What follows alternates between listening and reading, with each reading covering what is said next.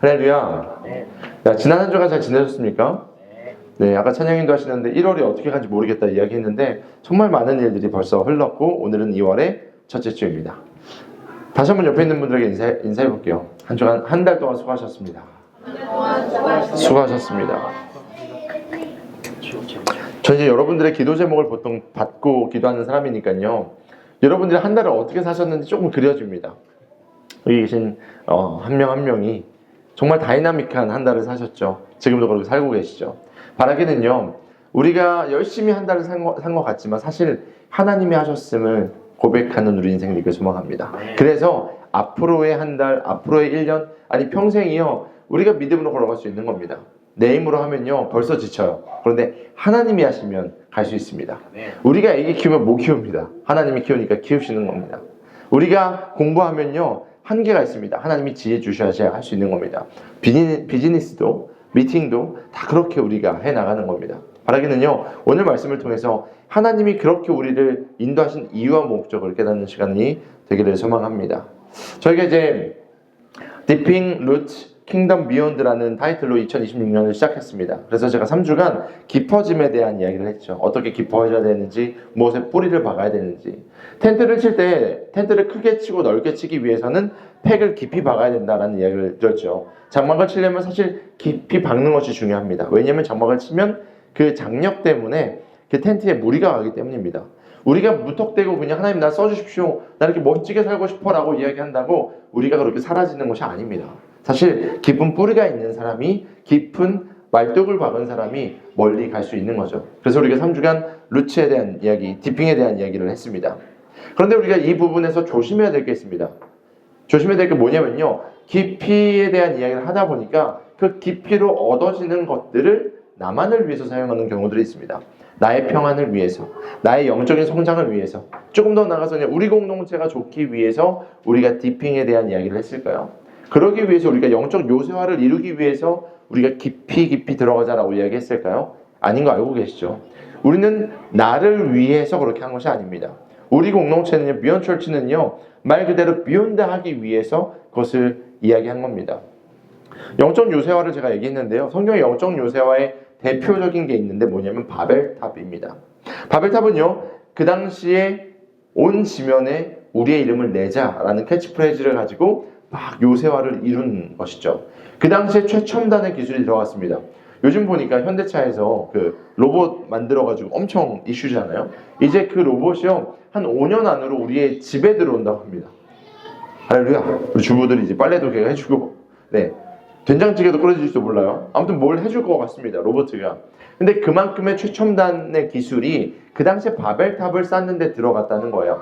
그 바벨탑을 쌓는 건축 기술과 측량 기술과 수학 공식과 과학이 그 당시에 최첨단으로 들어간 것이 바벨탑이라는 곳이었습니다. 기술과 재물을 축적하고 자신들을 보호하고 결국은 자신들을 고립시키려는 그 시도는요, 하나님의 계획과는 달랐습니다. 하나님이 인간을 창조하시고 나서 지면에 충만하라고 말씀하셨습니다. 니들끼리만 모여서 살아라고 말씀하지 않으셨습니다. 하나님은 온 세상에 충만하는 축복을 허락하셨습니다. 그런데 그들은 그 축복을 왜곡해서 높이 교만을 쌓아간 것이죠. 오늘 이 시대를 가만히 보면요, 하나님을 떠난 세상, 아니 하나님을 알지 못하는 세상은 그 요새화를 동일하게 집중하고 있습니다. 전 세계적 동향을 보더라도요, 자국 중심의 이야기를 하고 있습니다. 자기업 중심의 이야기를 하고 있고요, 자기 중심적인 성향을 띠는 사람들이 점점 늘어나고 있습니다. 세상은 폐쇄적으로 변했고요, 나를 보호하기 위해서 내 스펙을 더 쌓아가기 시작합니다. 나랑 비슷한 사람끼리만 끼리끼리 문화를 만들어 봅니다. 배타적인 편가르기가 일어나는 것이 오늘날 이 시대의 모습입니다. 오늘날 우리는 사실 21세기 바벨탑을 쌓고 있는지도 모르겠습니다. 그러나 2026년 우리는 깊어짐에 대해서 이야기를 시작했죠. 그 깊어짐의 목적은 나를 위함이다? 아닙니다. 우리끼리만을 위함이다? 아닙니다. 우리의 깊어짐은요, 결국 expanding, 확장을 위한 겁니다. 하나님 나라의 확장, 복음의 확장을 위해서 우리는 깊어지자라는 이야기를 했습니다. 그래서 우리는요, 나라는 경계를 넘어설 겁니다. 우리라는 경계도 넘어설 겁니다. 바라기는요, 2026년 저와 여러분의, 우리 비욘드 모든 가족들의 삶 가운데 확장이 일어나길 축원합니다. 복음의 확장, 하나님 우리를 통해서 수많은 영혼들을 살리는, 많은 곳을 회복시키는 그 확장이 일어나기를 소망합니다. 그래서 오늘부터는 확장이라는 주제로 3주간 또 말씀을 나누고자 합니다. 오늘 본문을 보면요, 에스겔은 하나님이 주신 환상을 봅니다. 그 당시에 에스겔이 처한 상황, 그러니까 이스라엘이 처한 상황을 보면요, 제가 자주 말씀드리는 배경인데 바벨론의 포로 상황이었습니다. 나라를 빼앗겼어요. 그리고 자기 주변에 있는 많은 사람들은요, 다 포로로 잡혀갔어요. 그러니까 노예 같은 생활을 합니다. 그들의 자존심의 중심이었던 성전은요, 파괴가 되었습니다. 성경에 보면 돌 위에 돌도 하나 남지 않을 정도로 완전하게 파괴되어서 여우들이 뛰어넘는 곳이 되었다. 성경은 말하고 있습니다. 그러니까 자기의 모든 정체성을 상징하는 것들이 다 파괴가 되었습니다.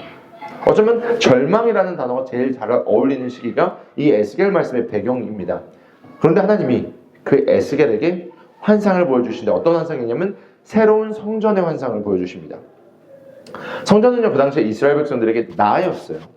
왜냐면 그들은요, 매 절기마다 성전에 가서 예배드리면서 우리가 어떤 민족인지를 깨달았고요, 우리 가족이 어떤 가족인지를 깨달았고요, 우리 모두가 어떻게 살아야 되는지를 다짐하는 자리가 성전의 예배의 자리였습니다. 근데 그 성전이요, 자존심이자 정체성이 그것이 무너졌죠. 근데 하나님이 그것을 회복시키셔서 그 환상을 통해서 지금 에스겔에, 그리고 이스라엘 백성들에게, 그리고 오늘날 우리에게도 하나님의 뜻을 말씀하십니다. 소망이 없는 시대에 하나님은 소망을 말씀하십니다. 오늘 저희가 예배 전에 제자훈련하신 분들은 묵시문학 이야기 나눴죠. 묵시문학의 모습이 여기에 있는 겁니다. 소망이 없는데 분명히 안 보이거든요. 근데 하나님은 환상을 통해서 소망을 품게 하십니다. 그런데 오늘 그 소망의 이야기의 클라이막스가 오늘 읽은 말씀이에요. 좀 긴 것 같지만 그 환상이 쭉 나오는데 그 중에 클라이막스가 오늘의 말씀입니다. 우리 1절 말씀을 같이 한번 읽어보도록 하겠습니다. 우리 1절 말씀 같이 한번 읽어볼게요. 시작! 그가 나를 데려 다시 성전으로 갔는데 우리 성전 전면에 이쪽을 향하고 있었는데 문지방 밑에서 물이 솟아와 동쪽으로 흘러가 성전의 오른쪽에서 밑으로 흘러내려가서 제단의 남쪽으로 지나갔다. 아멘. 지금 에스겔 47장 1절에는요, 성전이 등장합니다. 처음 말씀드린 무너진 성전 말고 회복된 성전을 이야기하는 거예요. 그 회복된 성전의 중요한 것은요, 하나님의 영광이 있는 곳입니다. 이스라엘 백성들에게 성전은요, 하나님이 거하시는 곳이에요. 그러니까 하나님이 거하시는 그 영광이 있는 성전을 에스겔은 이야기합니다. 그런데 가만히 보면요, 지금 어디에서 물이 솟아나고 있습니까? 문지방에서 물이 솟아나와 흐르는 모습이 기록되어 있습니다. 여기서 우리가 주목해야 되는 장소가 있는데요, 미프탄이라고 제가 밑에 써놨는데 히브리어로 이렇게 읽는 거예요. 오른쪽에서 왼쪽으로 미프탄이라는 뜻인데, 저 단어는요, 문지방이라는 뜻을 갖고 있습니다. 이제 우리나라도 어렸을 때 제가 할머니 할아버지 이야기 기억하면 문지방 밟으면 복 나간다 그랬어요. 문지방 못 밟게 했습니다. 문지방은요, 어느 장소와 어느 장소를 가르는 경계를 이야기합니다. 지금 성전에도 문지방이 있었다라는 것을 볼 수 있죠. 성전과 세상을 나누는 것, 성전뜰과 성전을 나누는 것, 성소와 지성소를 나눌 때 문지방들이 있었습니다. 문지방은 매우 중요한 상징이었어요. 그래서 경계를 나눌 때 쓰이는 게 문지방이라는 단어인데, 에스겔의 문지방이라는 단어가 꽤 나옵니다. 좀 볼까요? 우리 3절 전반절부터 두 번 읽어볼게요. 같이 읽습니다. 시작! 이스라엘 하나님의 영광이 지금까지 머물러 있던 그룹에서 떠올라 성전 문지방으로 옮겨갔다. 그때 이 영광이 그룹들에게서 떠올라 성전 문지방으로 옮겨갔고 성전에는 구름이 가득 차고 안뜰은 주님의 영광에서 나오는 광채로 가득 찼다. 네, 여기서 말하는 그룹은 GROUP 그 그룹이 아니고요, 천사 그룹을 이야기하는 거예요.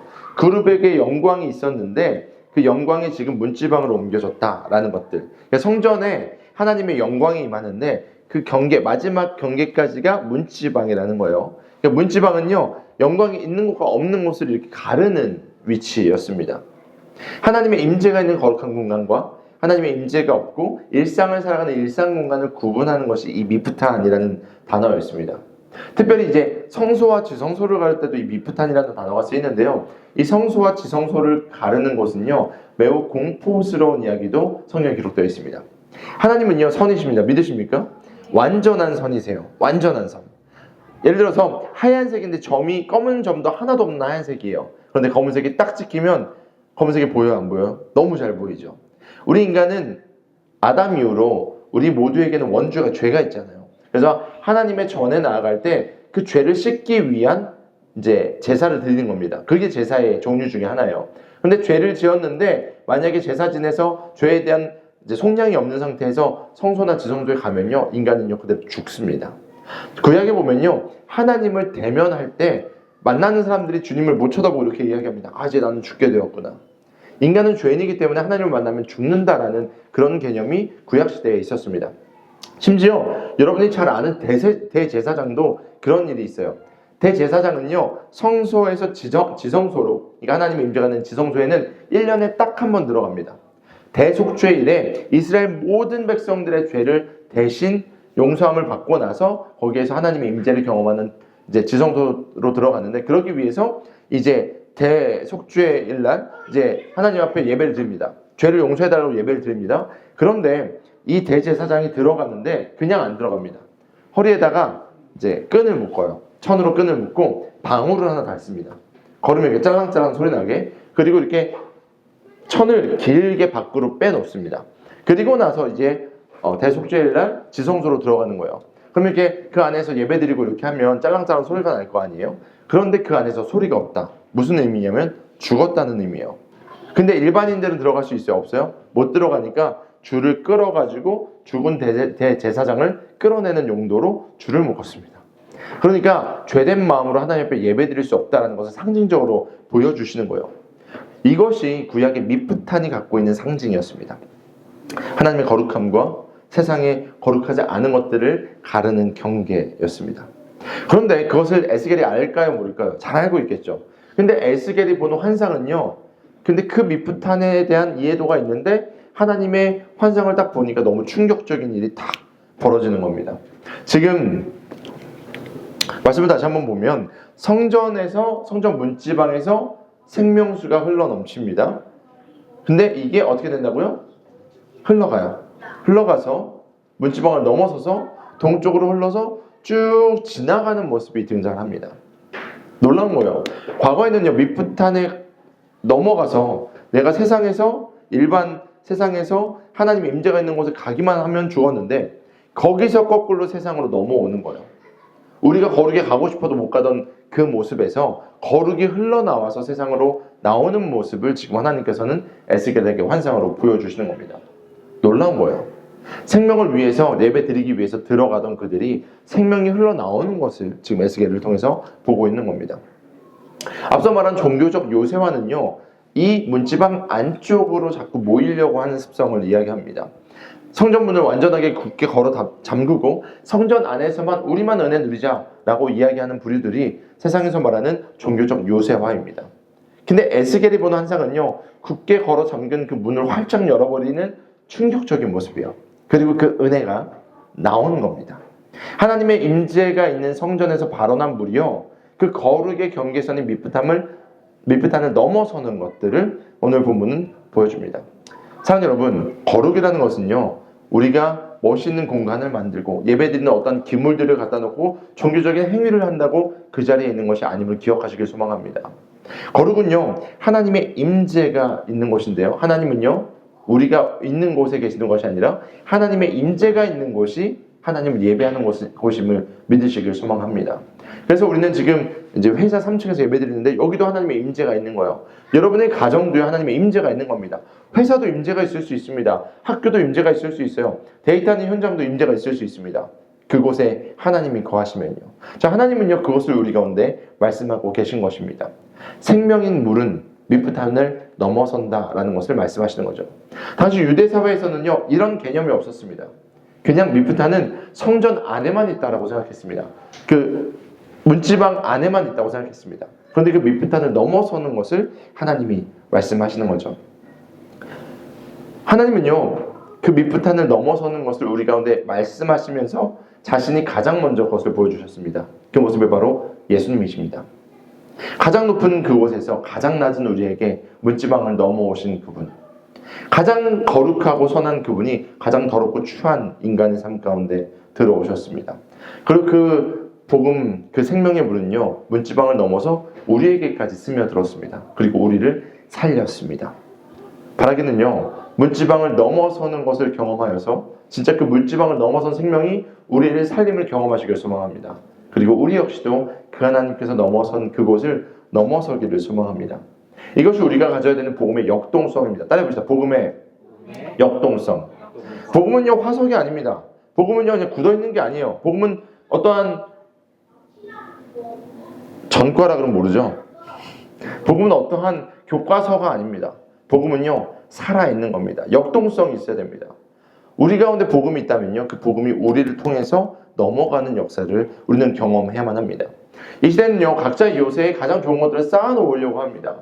돈도 쌓아놓고요 건강도 쌓아놓습니다. 자신이 원하는 것들로 보호하기 시작하면 할수록 가장 높은 요새를 서로 만들고 있는 것 같습니다.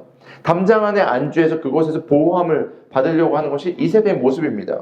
하지만 하나님은요 우리 가운데 복음의 역동성을 가지고 그 담을 너무나 말씀하십니다. 진짜 살리는 것은요 넘어서는 그 복음입니다. 우리는 더 이상 고인물, 썩은 물이 아니고요 생명수가 되어서 문지방 미프 하늘을 넘어설 수 있어야 됩니다. 우리가 말하는 확장은요 내 익숙함, 내 안위를 넘어서는 용기로부터 시작됩니다. 하나님은요 오늘 에스겔 환상을 통해서 우리 가운데 말씀하십니다. 넘어서야 된다. 넘어서야 된다. 미프탄에 가두는 것이 아니라 내 생명은 흘러가야 된다라고 말씀하십니다. 그 용기가 저 여러분 모두에게 있기를 축원합니다. 네, 성전에서 나온 물이요 이제 동쪽으로 흘러갑니다. 그런데 그 흘러가는 모습을 보면요 물이 점점 깊어지는 것을 봅니다. 우리 3절에서 5절까지 말씀도 천천히 한번 읽어보도록 하겠습니다. 먼저 3절부터 시작. 그가 줄자를 가지고 동쪽으로 재면서 가다가 천자가 되는 곳에 이르러 나더러 물을 건너보라고 하기에 건너보니 물이 발목에까지 올라왔다. 그가 또 재면서 가다가 천자가 되는 곳에 이르러 너더러 물을 건너보라고 하기에 건너보니 물이 무릎까지 올라왔다. 그가 또 재면서 가다가 천자가 되는 곳에 이르러 나더러 물을 건너보라고 하기에 건너보니 물이 허리까지 올라왔다. 그가 또 재면서 가다가 천자가 되는 곳에 이르렀는데 거기에서는 물이 내가 건널 수 없는 강이 되었다. 물이 불어서 해안을 쳐서나 건널까 걸어서 건널 수 있는 물은 아니었다. 네, 여기 말씀해 보면 이제 천자라는 그 길이가 나오는데 한자 이렇게 얘기할 때 천자는요 500m 정도를 이야기해요. 그러니까 500m에 한 번씩 깊이를 재는 겁니다. 먼저 보면요 500m 가서 재니까 어디까지 왔습니까? 발목까지 왔어요. 그 다음에 무릎까지 왔어요. 그 다음에 허리까지 왔고요. 그리고 완전히 건널 수 없는 강이 되었다. 성경은 말하고 있습니다. 여러분 강물 건너보셨습니까? 거의 없을 겁니다. 우리가 수영을 해도 그냥 일반 수영장에서 수영하는데 그것도 물에 저항이 있어서 가는 게 쉽지 않죠. 근데 흐르는 강물 아니면 바닷물에 빠져보신 적 있습니까? 바다 수영 정말 힘듭니다. 제가 이제 호주에 잠깐 있었잖아요. 호주에서 1년 살고 하와이도 있어서 제가 수영을 조금씩 했었는데 바다 수영이 정말 힘들어요. 여러분 서핑을 제가 이제 돌아오는 여름에 우리 모두가 서핑을 좀 같이 했으면 좋겠는데 서핑이 진짜 힘듭니다. 바다 수영을 해야 돼서 그래요. 바다가 우리를 막 파도가 몰아치면요 그것을 뚫고 가는 것이 만만치 않습니다. 물은 저항이 있기 때문이에요. 근데 이러한 모습들을 통해서 하나님 우리 가운데 주신 메시지가 있는데 여러 가지로 해석이 가능하지만 저는 신앙의 주도권을 상징하는 것으로 여러분에게 오늘 말씀을 전하려고 합니다. 먼저 발목으로 찰랑거리는 물에 걸어간다라고 생각해 봅시다. 이때는요 내가 원하는 대로 갈 수 있습니다. 아직 발목까지니까요. 찰랑찰랑하면서 조금 물이 있구나 정도, 시원하다, 발목에 물이 좀 튀네 정도로 우리는 이렇게 걸어갈 수 있습니다. 내 의지를 가지고 내가 계획한 대로 내 시간과 내 재정과 내 커리어와 내가 원하는 것들대로 내가 통제하는 인생을 뜻하기도 합니다. 그런데 그 은혜가 본격적으로 차오르기 시작하면요 이제 내 마음대로 하는 것이 조금 벅차오르기 시작합니다. 이제 노아랑 제가 수영장을 가면 제 무릎 정도 오는 데서 노아가 잘 놀아요. 이제는 조금 더 깊은 데도 갈 수는 있지만 그래도 노아가 무릎 정도 가는 데를 좋아하는데 제 무릎 정도 가는 데만 돼도 조금 물의 저항이 느껴집니다. 내 마음대로 가려고 하는데 노아를 데리고 왔다 갔다 하다 보면요 금세 숨이 차요. 힘들어요. 물이 그만큼 저를 잡기 때문이죠. 물이요 내가 가는 방향 말고 다른 곳으로 흐를 때는요 예를 들어서 유수풀 같은 데 있으면 같은 방향으로 가면 편한데요 다른 방향으로 가면 힘듭니다. 은혜를 우리가 누릴 때에 은혜가 차오르기 시작하면요 그 은혜가요 하나님의 뜻대로 우리를 인도하다 보면 내 뜻대로 내가 원하는 대로 하면 조금씩 벅차오르는 그런 단계입니다. 근데 이제 허리까지 올라오면요 정말 힘듭니다. 은혜를 경험하고 신앙의 깊이에 들어가면서 하나님이 나의 삶을 움직이신다라는 것을 깨닫기 시작하면요 어느 순간 이제 내 고집이랑 좀 충돌할 때가 있습니다. 평소에는 이렇게 잘 가다가 하나님께서 이쪽으로 가라고 말씀하셔서 돌아야 되는데 하나님 여기가 좋습니다. 내가 가다 보면요 어느 순간 막 가다가 떠내려올 때도 있고요 가다가 에너지가 빠질 때도 있고요 가다가 길을 잃을 때도 있습니다. 씨름하면 씨름할수록 저항하면 저항할수록 더 힘이 빠지는 순간이 옵니다. 그런데 5절 말씀처럼 발이 땅에 닿지 않는 순간도 동참합니다. 발이 땅에 닿지 않는다. 이거는 우리에게 공포를 줍니다. 보폭이라는 것은요, 내가 땅을 디딜 때 경험할 수 있는 단위의 것입니다. 여러분, 한 발 정도 뛰는 이게 한 예를 들어서 1m 정도면 발이 닿아야지 1m입니다. 물에 빠진 상태에서는요 1m 못 갑니다. 발은 이렇게 허우적거릴 수 있어도 1m 보폭을 내딛는 게 매우 어렵습니다. 은혜에 풍성하게 잠기면요 이제는 내 힘이 아니라 그 물의 힘에 몸을 맡겨야만 합니다. 내 몸을 물에 맡겨야지 몸이 뜨고 비로소 물의 흐름대로 흘러갈 수 있습니다. 뭘 의미하냐면요, 주도권을 주님께 드릴 때 그때서야 수용할 수 있다는 것입니다. 이 시대는요 나를 통제하는 시대입니다. 통제권을 내가 쥐기 위해서 노력합니다. 내 인생을 내가 쥐려고 합니다. 우리 자녀도 내가 쥐려고 합니다. 우리 회사도 내가 쥐려 합니다. 다 내가 통제하려고 합니다. 내가 투자한 만큼 노력한 만큼 재정을 얻어내야지 그게 맞다라고 생각하고요. 내가 열심히 노력한 만큼 뭐가 나와야 된다라는 삶을 통제하려는 시대입니다. 자녀도요 내가 원하는 대로 키우고 싶은 부모의 욕망이 가득합니다. 그런데 여러분의 뜻대로 되는 게 있습니까? 가르쳐주세요. 어떻게 하면 그렇게 살 수 있습니까? 내 뜻대로 살 수 있는 방식이 없는 것 같아요. 오늘날 이 시대는요 통제하려고 하지만 사실 통제되지 않는 시대다라는 것을 알 수 있습니다. 근데 성경은요 인생의 주인이 나라고 이야기합니까? 아니요. 성경은요 인생의 주인이 누구라고 말씀하십니까? 하나님이라고 말씀하십니다. 나라의 주인이 왕입니까? 아니요. 성경은요 나라의 주인도 하나님이다 라고 말씀하십니다. 지금 바벨론의 포로 가운데 있지만 바벨론의 주인이 누구십니까? 하나님이십니다. 온 세계와 열방의 주인이요 하나님이시다 성경은 말하고 있는 겁니다. 오히려 내가 계획한 거대한 계획이 아니라 하나님의 경륜에 내 자신을 맡기는 모습이 필요하다 성경은 말하고 있는 거죠. 그분을 신뢰함으로 물에 몸을 던져라 성경은 말하고 있는 겁니다. 이게 우리 신앙인들에게 필요합니다. 여러분 언제까지 발목만 찰랑찰랑하는 데서 야 시원하다 이러고 뛰어놀겠습니까? 이건 수영이 아닙니다. 이건 그냥 물장구입니다. 애들 장난입니다. 근데 어떤 분들은요 이 발목 높이의 은혜로 자신의 은혜를 누렸다라고 좋게 하는 분들이 있습니다. 아니요, 더 깊은 곳이 있습니다. 에스겔은요 그것을 하나님의 말씀을 통해서 듣습니다. 아, 성전에서 흘러나간 물이 결국 우리의 삶을 잠그고 우리의 삶을 채울 때에 그 삶이 변화되는구나 라는 것을 이야기합니다. 여러분, 발목이 아니고요, 무릎이 아니고요, 허리가 아니고요, 우리가 통제가 되지 않을 정도로 하나님이 우리 삶을 주관할 정도의 그 깊이로 나아가시기를 축원합니다. 그리고 그 깊이에 들어가면요 온전한 믿음으로 나를 던질 때에 진짜 항해가 시작되는 겁니다. 강가에서 노는 것이 아니고 바다로 나가는 역사가 우리 삶 가운데 일어나기를 소망합니다. 비로소 나의 한계를 넘어설 때에 그분의 크기만큼 살아갈 수 있는 거죠. 제가 여기 물이 이만큼 들어있는데 이 물컵의 물은요 이만큼까지밖에 안 담깁니다. 1리터 못 담습니다. 2리터 못 담습니다. 딱 500ml 정도 담을 수 있는 겁니다. 왜냐하면 이 컵의 사이즈이기 때문입니다. 오늘날 우리는 우리의 인생을 통제하고 싶어 합니다. 심지어 은혜 받는 것조차도 내가 통제하고 싶어 합니다. 그런데 말은 이렇게 해요. 많이 받았으면 좋겠다. 많이 누렸으면 좋겠다. 그런데 그 한계가 어디입니까? 나만큼입니다.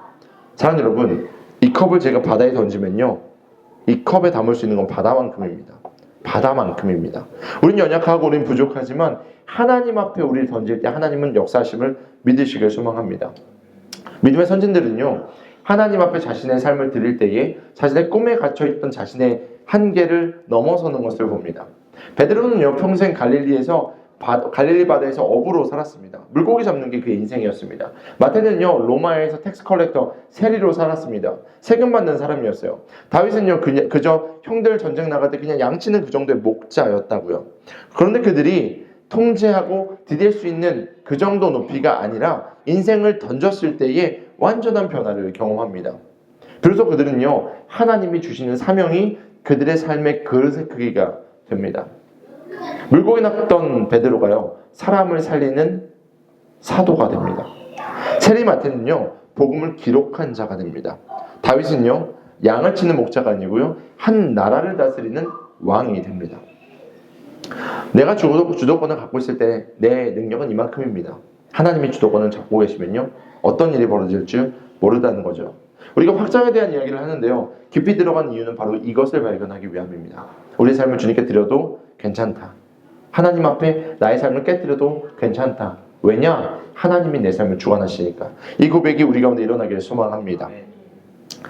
그렇다면 이 거대한 강물이 성경에서 오늘 흘러갑니다. 어디까지 갔냐면 8절 같이 한번 읽어볼게요. 함께 읽습니다. 시작. 이 물은 북쪽 지역으로 흘러나가서 아라바로 내려갔다가 바다로 들어갈 것이다. 이 물이 바다로 흘러들어가면 죽은 물이 살아날 것이다. 아멘. 이제 이 은혜의 강물은요, 예루살렘 이 땅에만 머물러 있지 않습니다. 예루살렘은요, 그 당시에 근동지방에서 가장 화려한 도시였어요. 가장 종교적인 도시였습니다. 왜냐하면 성전이 있었기 때문이죠. 그러니까 주변 국가들이 와서 관광할 정도로, 종교 관광을 할 정도로 유명한 도시가 예루살렘이었습니다. 근데 성경을 보면요, 예루살렘을 벗어납니다. 동쪽으로 흘러서 아라바를 지나서 더 낮은 곳으로 가는데, 여기서 나오는 바다는요, 여러분이 잘 아는 사해까지입니다. 흘러 죽음밖에 없는 그 땅까지 흘러가게 됩니다. 사해가요, 왜 사해인 줄 아십니까? 염도가 너무 높아서 그래요. 제가 사해 갔는데, 사해 가면 이런 표지판에 딱 써 있습니다. 머드 던지지 마시오. 소금물 묻으면 손 만지지 말고 나와서 물로 닦으십시오. 라고 영어로 써 있어요. 꼭 한국 사람들은 머드를 던집니다. 이렇게 막 바르다가 눈 맵다고 목사님 눈 매워요 이러고 나오십니다. 그 눈을 막 씻습니다. 염도가 너무 높으니까요, 웬만한 생물이 들어가면 삼투압 때문에 말라 죽고요, 거기에는 생물이 살 수 없습니다. 실제로 여러분 이렇게 누우시잖아요. 그럼 이렇게 책 들고 이렇게 눕잖아요. 배영 안에도 한 이 정도만 누워도요, 물에 몸이 뜹니다. 부력이 높아가지고. 그곳이 바로 사해예요. 물은 계속 들어오는데 염도는 높아지는, 물이 증발하고 나가는 구멍이 없는 땅, 그곳이 사해입니다. 근데 이 사해에 물이 흘러가니까, 뭐가 흘러가니까? 생명의 물이 흘러가니까 그 땅이 살아납니다. 우리 47장 9절 말씀도 다시 한번 읽어볼게요. 시작. 이 강물이 흘러가는 모든 곳에서는 온갖 생물이 번성하며 살게 될 것이다. 이 물이 사해로 흘러들어가면 그 물도 깨끗하게 고쳐질 것이므로 그곳에도 아주 많은 물고기가 살게 될 것이다. 강물이 흘러가는 곳이면 어디에서나 모든 것이 살 것이다. 아멘. 여기서 살게 된다라는 단어, 회복된다는 단어는 여러분 잘 아시는 라파라는 단어입니다. 회복되다라는 단어입니다. 가만히 보면요, 그냥 한 생명이 살아나거나 그냥 물이 깨끗해졌다가 아닙니다. 가는 곳곳마다 모든 것이 살아난다. 생태계의 회복을 이야기합니다. 저는 이 말씀을 읽다가 묵상하다가 오늘 이 시대를 보면서 소망을 찾았습니다. 저는 나라를 위해서, 민족을 위해서, 열방을 위해서 기도를 하면서 늘 마음이 너무 아픈 거예요. 이란 사태도 그렇고, 또 전 세계에 지금 패권 경쟁을 하는 미국과 중국 사이에 껴있는 작은 나라들을 또 보면서도 마음이 아프고, 그 나라 중에 하나가 우리나라니까 더 마음이 아프고, 그러면서 이제 선교사님들 기도 편지 받고 이렇게 하면서 막 기도를 하는데, 이 말씀을 읽는데 제 머릿속에 딱 떠오른 것이 있습니다. 생명수가 흘러가면 생태계가 살아나는구나. 우리가 생각하는 전 세계의 진영, 이것을 무엇이 고칠 수 있습니까? 이념입니까? 엄청난 핵미사일입니까? 아니면 엄청난 로봇을 만드는 기술력입니까? 아니요. 오히려 그러면 더 높이 쌓으면 쌓을수록 갈라지는 시대를 살아갑니다. 근데 이것을 살릴 수 있는 것은요, 복음이다 라는 생각을 다시 한번 하게 되었습니다. 생명이 흘러갈 때에 모든 것이 살아날 것이다. 강물이 흘러가는 곳이면 어디에서나 모든 것이 살아날 것이다. 근데 이건 비단 전 세계의 큰 이야기들이 아닙니다. 이것은 우리의 이야기입니다.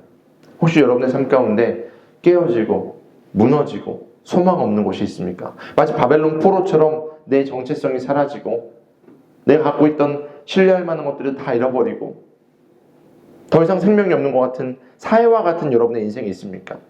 각자 도생에 목매다른 여러분의 일터의 현장입니까? 혐오와 조롱이 가득한 온라인 커뮤니티입니까? 성과에 절어서 고립되어 있는 여러분의 친구들의 마음입니까? 우리가 깊어져야 하는 이유, 그리고 우리가 넓어져야 하는 이유가 여기에 있습니다. 바로 사해로 확장되어 흘러가기 위함입니다. 다시 한번, 사해로 흘러들어가기 위함입니다. 이 세상의 곳곳은요, 사해가 됐습니다. 이 세상의 곳곳은 사해가 됐어요. 여기 부모님들 계시는데, 부모님들 커뮤니티 엄청난 사해입니다. 서로 비교하면서, 서로 뭐가 더 좋다라고 이야기하면서, 우리 자녀는 저거 못한다고 스스로 고립되어 있는 부모가 얼마나 많은 줄 아십니까? 비즈니스 영역도 마찬가지입니다. 재정으로 말미암아 부익부 빈익빈과 자신들이 물고 뜯고 밟고 올라가야 되는 그곳에서 무너진 사람이 얼마나 많습니까? 청년들의 인생은 어떻습니까? 자녀들의 인생은 어떻습니까? 바로 그 사해. 바로 그 사해에 우리의 발목을 지나 무릎을 지나 허리를 지나 우리를 덮으신 그 은혜로 우리가 흘러가야 된다. 성경은 말하고 있는 것입니다. 하나님은요, 우리가 이 은혜 받아서 우리가 곳곳을 치유하라, 라파하라 말씀하십니다. 나를 살리신 그 복음이 우리의 눈앞에 있는 사회를 살림을 믿으시길 소망합니다. 여러분의 가정을 살리심을 믿으시길 소망합니다. 일터를 회복시키심을 믿으시길 소망합니다. 우리 교회와 더 나아가 나라와 민족과 열방을 회복시키심을 믿음으로 우리는 그 복음을 살아내는 겁니다. 생태계가 변화될 것입니다. 생태계가 변화되면요, 주변에 있는 환경이 변화되고요, 그곳에 있는 영혼들이 살아나는 겁니다. 즉 환경을 변화시키는 겁니다. 죽음의 물이요, 생명의 물이 되는 겁니다. 생명의 물로 바뀌기만 하면요, 그곳엔 생명이 깃들게 되어 있습니다. 말씀을 맺습니다. 이 시대는 현대판 바벨탑을 쌓고 있다라고 말씀드렸습니다. 자신의 이름을 높이기 위해서, 흩어짐을 면하기 위해서 단단한 벽을 올리고 있습니다. 그러나 우리의 오늘 에스겔의 말씀을 통해서 우리가 본 것은요, 본 방식은요, 성전의 문지방을 넘어서서 더 낮은 곳으로 흐르는 방식입니다. 높은 곳이 아니고요, 낮은 곳으로 흘러가라 성경은 말하고 있습니다. 탑은 우리를 고립시키지만 문지방을 넘어선 은혜는요, 우리를 세상과 연결시키며 세상을 치료합니다. 에스겔에게 보여주신 이 환상은요, 오늘날 우리 교회에게 보여주시는 비전입니다. 하나님의 생명의 원리입니다. 문지방을 넘어서는 그 용기가 우리 가운데 일어나길 소망합니다. 복음이 살아있음을 증거하는 우리가 되길 소망합니다. 메마른 땅에 생명이 피어남을 목도하고 바다의 생명이 넘치는 것을 바라보는 우리, 그 은혜를 누리는 저와 여러분 모두가 되길 소망합니다. 바로 우리의 주도권을 주님께 내어드리는 선택을 할 때 무릎만 안 돼요. 허리만 안 돼요. 주도권을 넘기는 깊은 물로 들어가야지 흘러갈 수 있는 겁니다.